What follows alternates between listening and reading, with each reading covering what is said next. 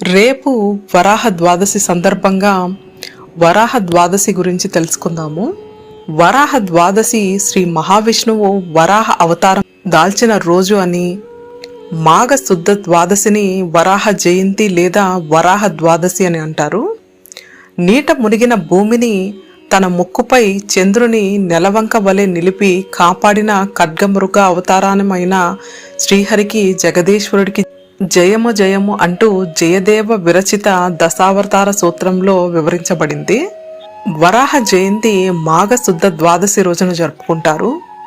నవగ్రహాలను భూమిని దైవంగా కొలిచే సంస్కృతి మనది. గ్రహాల్లోనూ నక్షత్రాల్లోనూ ప్రకృతిలోనూ ఈ సమస్త భూగోళమంతా దైవశక్తిలో నిండిపోయిందని మన ధర్మం చెప్తుంది.